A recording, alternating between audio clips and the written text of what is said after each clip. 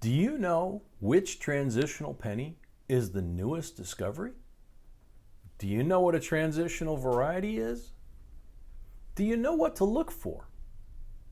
We will talk about all of that right after this.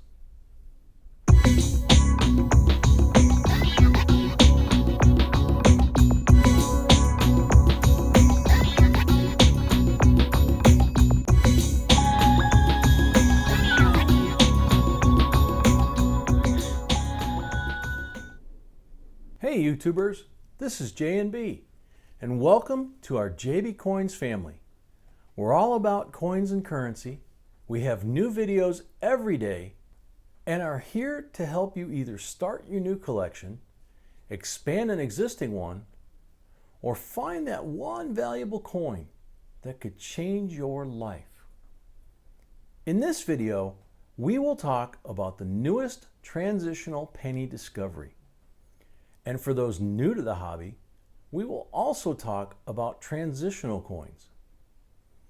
This video is also another video in our series, Coin Collecting for Beginners. But we're positive that it will help the advanced collectors too.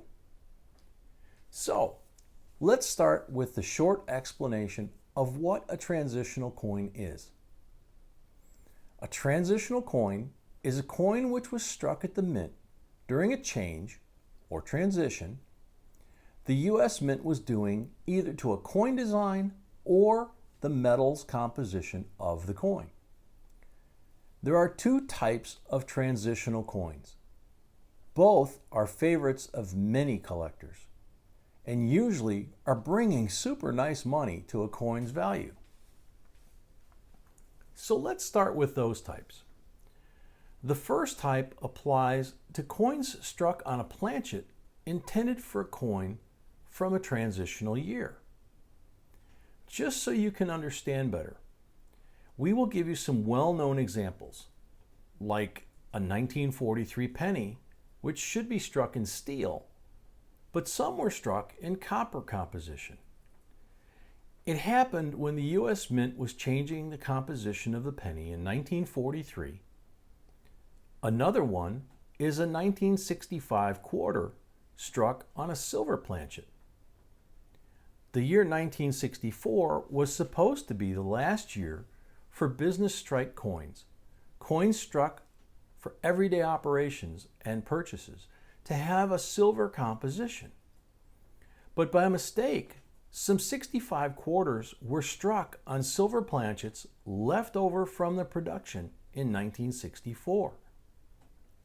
Another well-known example is a 1971 D Kennedy half dollar struck on a silver planchet. Again, it should be struck in clad composition. It's a super rare and super valuable error. Another example in the same category would be a 65 Kennedy half dollar struck on a 90% silver planchet. Now, the 65 Kennedy halves should be struck on a silver planchet, that's correct, but they should be on a 40% silver composition. The year 1964 was the last year also for Kennedy half dollars to be struck for business use in 90% silver composition. So if you find a 65 Kennedy half dollar struck on a 90% silver planchet, you score big. Now, obviously, you need to use a scale to distinguish them, since both the 40% and 90% will have the silver look and silver content. Just to help you here, the 90% Kennedy half should weigh 12.5 grams, while the 40% should weigh 11.5 grams. Now, these types of transitional coins are also called wrong planchet error coins. A second type of transitional coins are coins struck with a reverse intended for another coin's reverse during the transitional years, either a previous or subsequent year. Well-known examples of this include the 1992 P and 1992 D penny obverses which were struck with the obverse intended for the 93 penny, called the wide AM and close AM. And it happened again in 1998 and 1999. There are many more. We can't possibly cover all of them in this video.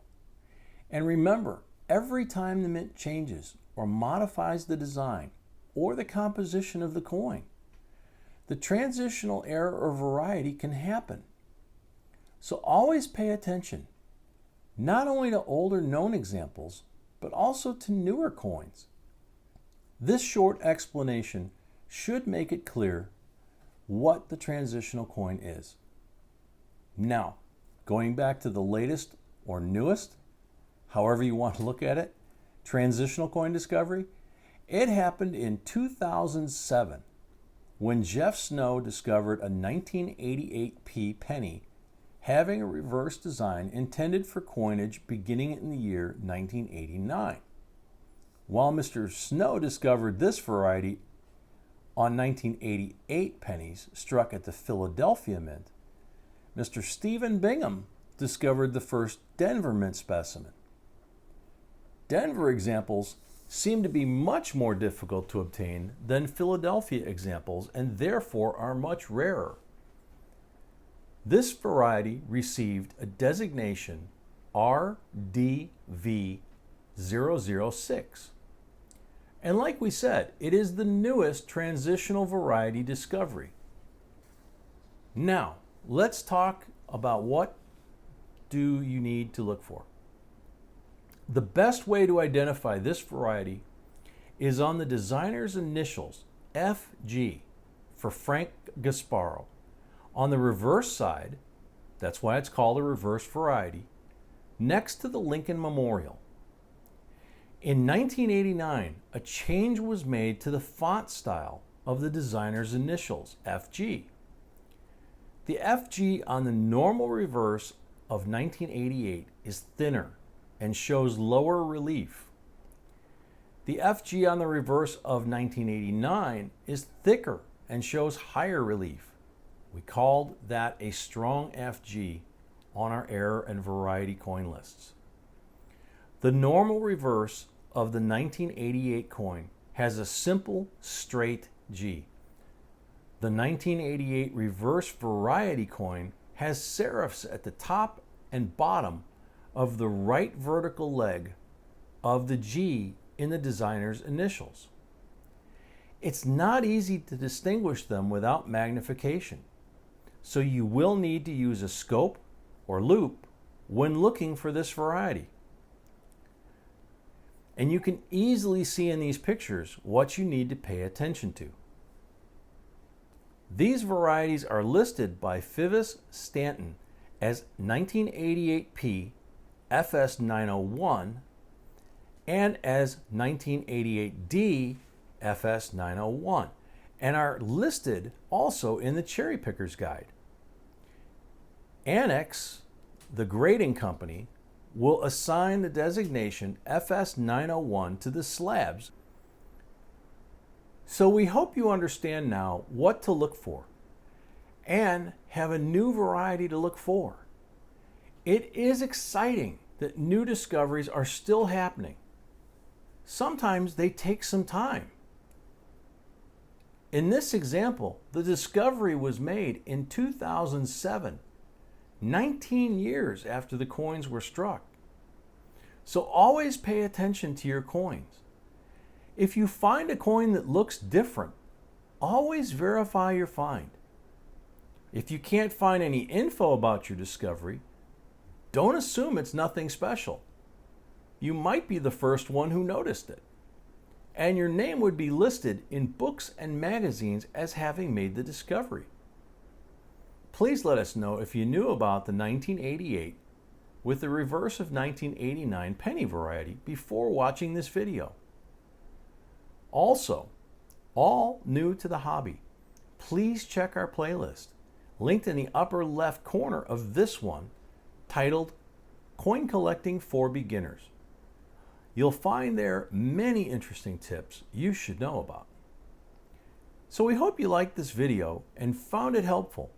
And if you did, please like, share, and subscribe so we can create more videos for you.